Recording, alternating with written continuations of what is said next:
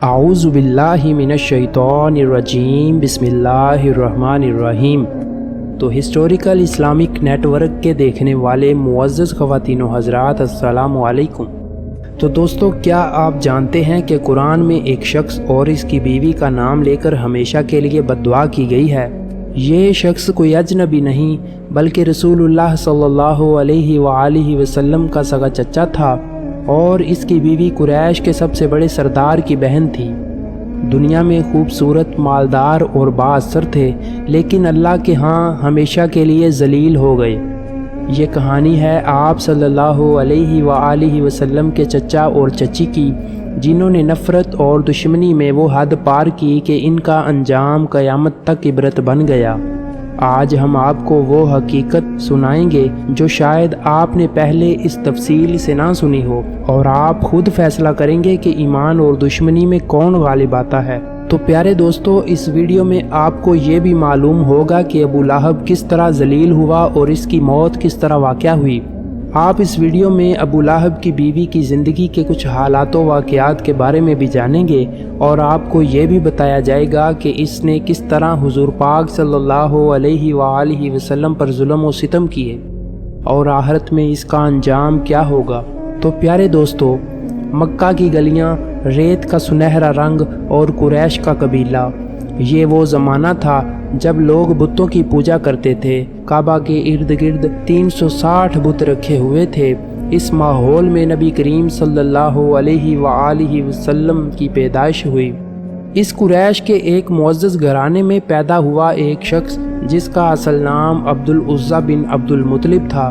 وہ نبی کریم صلی اللہ علیہ وآلہ وسلم کا سگا چچا تھا، لیکن لوگ اسے زیادہ تر ابو لہب کے نام سے جانتے تھے۔ ابو لہب کا نام ابو لہب کیوں پڑا؟ ابو لہب کا مطلب ہے شعلے والا، چمکتا ہوا، سرخ و سفید رنگت والا۔ ابو لہب کا چہرہ سرخ تھا اور خوبصورتی کی وجہ سے لوگ اسے ابو لہب کہتے تھے، لیکن قسمت کو کچھ اور ہی منظور تھا۔ یہ نام ہمیشہ کے لیے قرآن میں ذلت کے ساتھ لکھا جانا تھا۔ ابو لہب بھی مکہ کے دوسرے لوگوں کی طرح بت پرست تھا۔ کعبہ کی خدمت قریش کے بڑے گھرانوں کے پاس تھی، اس لیے ابو لہب کو بھی عزت ملتی تھی۔ تجارت میں ماہر اور دولت مند تھا، لیکن تکبر اور غرور بھی بہت زیادہ تھا۔ جب مکہ کی وادی میں رسول اللہ صلی اللہ علیہ وآلہ وسلم نے اعلان کیا کہ اللہ ایک ہے اور محمد یعنی میں اللہ کا رسول ہوں، تو اندھیرے میں ڈوبی دنیا میں روشنی پھیلنے لگی۔ لیکن روشنی کے سامنے ہمیشہ اندھیرا مزاحمت کرتا ہے۔ کچھ دل ایمان سے بھر گئے اور کچھ دل حسد اور تکبر سے جل اٹھے۔ ان میں ایسے لوگ بھی تھے جو نبی کریم صلی اللہ علیہ وآلہ وسلم کے قریبی رشتہ دار تھے، مگر دشمنی میں کسی اجنبی سے بھی آگے نکل گئے۔ یہ تھے وہ لوگ جنہیں تاریخ نے نبی کریم صلی اللہ علیہ وآلہ وسلم کے دشمن کہا، اور قرآن نے ان کے انجام کو قیامت تک کے لیے محفوظ کر دیا۔ ایک دن نبی کریم صلی اللہ علیہ وآلہ وسلم نے اپنے قبیلے کو دعوت دی، سب رشتہ داروں کو بلوایا اور کہا، میں تمہارے لیے ایک بہت بڑا پیغام لایا ہوں، اگر تم نے مان لیا تو دنیا اور آخرت میں کامیاب ہو جاؤ گے۔ ابھی آپ صلی اللہ علیہ وآلہ وسلم بات مکمل بھی نہ کر پائے تھے کہ ابو لہب بیچ میں بول پڑا، کہنے لگا کہ کیا اسی لیے تو نے ہمیں یہاں جمع کیا تھا؟ یہ جملہ اللہ کو اتنا ناپسند ہوا کہ قرآن میں ایک مستقل سورہ نازل ہو گئی، جس میں کہا گیا کہ ابو لہب کے ہاتھ ٹوٹ جائیں اور وہ ہلاک ہو جائے۔ نبی کریم صلی اللہ علیہ وآلہ وسلم جب باہر سے آنے والے قبائل کو اسلام کی دعوت دیتے، ابو لہب پیچھے پیچھے جاتا اور کہتا، یہ میرا بھتیجا ہے، جادوگر اور جھوٹا ہے، اس کی بات نہ سنو۔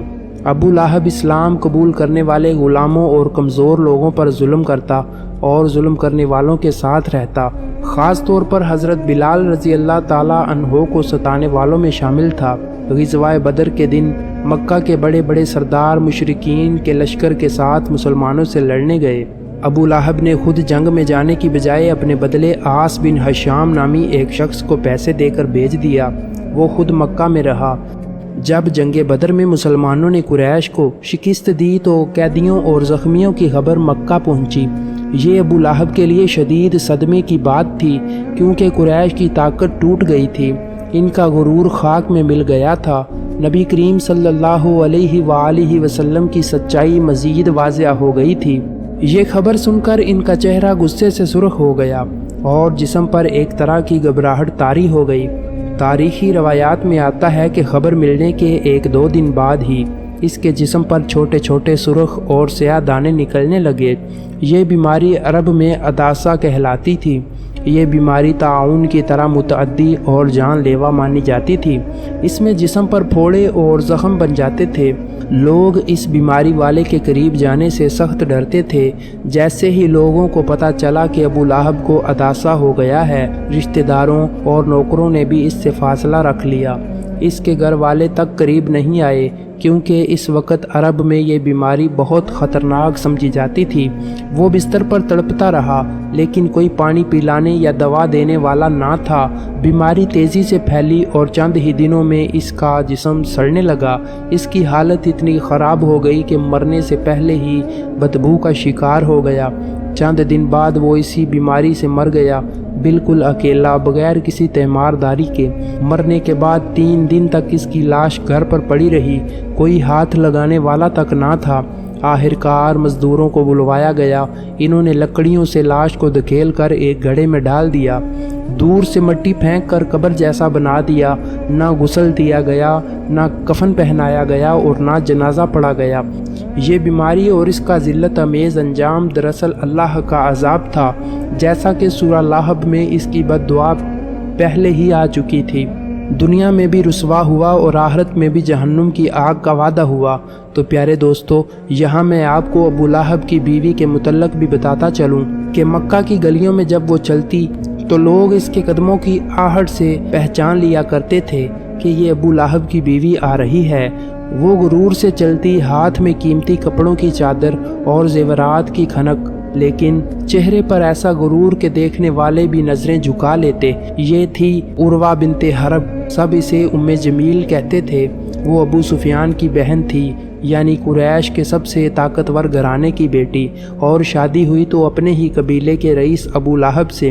مکہ کے لوگ اسے حسین اور طاقتور عورت مانتے تھے، لیکن اس کے دل میں ایسا زہر چھپا ہوا تھا جس کا اندازہ کوئی نہ لگا سکتا تھا۔ تو دوستو، ایک دن مکہ میں خبر پھیلی کہ محمد بن عبداللہ نے کہا کہ میں اللہ کا رسول ہوں اور لوگوں صرف ایک اللہ کی عبادت کرو۔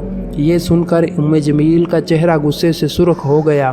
اس نے فوراً اپنے شوہر ابو لہب سے کہا، یہ کیا سن رہی ہوں؟ تمہارے بھتیجے نے ہمارے بتوں کی توہین کی ہے۔ ابو لہب نے جواب دیا، ہاں میں جانتا ہوں، لیکن میں کبھی اس کا یہ منصوبہ کامیاب نہ ہونے دوں گا۔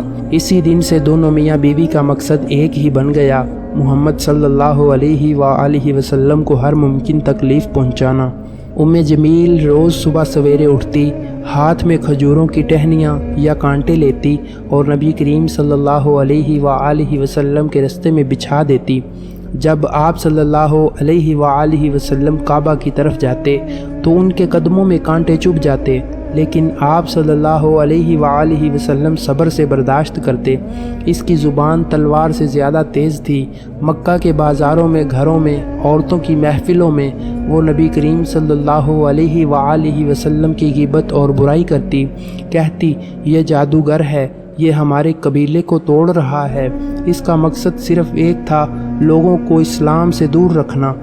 تو جب سورہ لہب نازل ہوئی جس میں فرمایا گیا تھا کہ ابو لہب کے ہاتھ ٹوٹ جائیں اور اس کی بیوی لکڑیاں ڈھونے والی ہے، یہ سن کر ام جمیل غصے سے جل اٹھی۔